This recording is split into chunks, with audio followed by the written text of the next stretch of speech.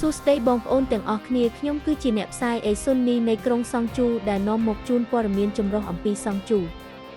ថ្ងៃនេះយើងខ្ញុំនឹងណែនាំអំពីការធានារ៉ាប់រងទាំង3ដែលកម្មកររដូវកាលបរទេសនិងនិយោជកដែលធ្វើការក្នុងវិស័យកសិកម្មនៅសាន់ជូត្រូវតែដឹង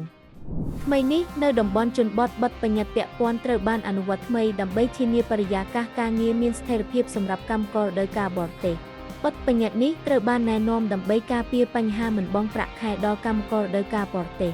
នេះគឺជាបទបញ្ញត្តិដែលត្រូវបានណែនាំដើម្បីទប់ទល់នឹងគ្រោះថ្នាក់ដែលអាចកើតឡើងក្នុងការងារកសិកម្មដូច្នេះកម្មវិធីកម្មកររដូវកាលបរទេសកំពុងដំណើរការបទបញ្ញត្តិការធានារ៉ាប់រងដូចខាងក្រោមទី1គឺការធានារ៉ាប់រងធានាប្រាក់ខែមិនបង់ទី2គឺការធានារ៉ាប់រងសុវត្ថិភាពកសិករទី3គឺការធានារ៉ាប់រងគ្រោះថ្នាក់ជាពិសេសការធានារ៉ាប់រងធានាប្រាក់ខែមិនបង់ត្រូវបានរៀបចំដើម្បីការពារករណីមិនបង់ប្រាក់ខែដល់កម្មករបទបញ្ញត្តិនេះត្រូវបានរៀបចំដើម្បីធានាប្រាក់ខែអតិបរមា400,000វ៉ុនក្នុងមួយកម្មករលើសពីនេះការធានារ៉ាប់រងសុវត្ថិភាពកសិករគឺ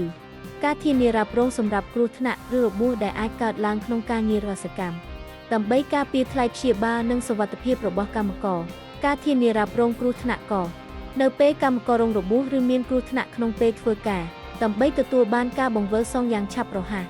ដើម្បីធានាសុវត្ថិភាពដល់កម្មករ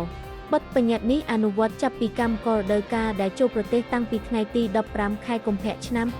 2025ទៅត្រូវបានដំណើរការដើម្បីការពារផលប្រយោជន៍របស់ទាំងកសិដ្ឋាននិងកម្មករនៅពេលក្រោយយើងខ្ញុំនឹងណែនាំលម្អិតអំពីវិធីសាស្ត្រនិងនីតិវិធីចុះឈ្មោះក្នុងការធានារ៉ាប់រងធានាប្រាក់ខែមិនបង់ការចាប់ផ្ដើមថ្មីនៅសង់ជូព័ត៌មានអេសង់ជូនឹងរួមដំណើរជាមួយបងប្អូនជានិច្ច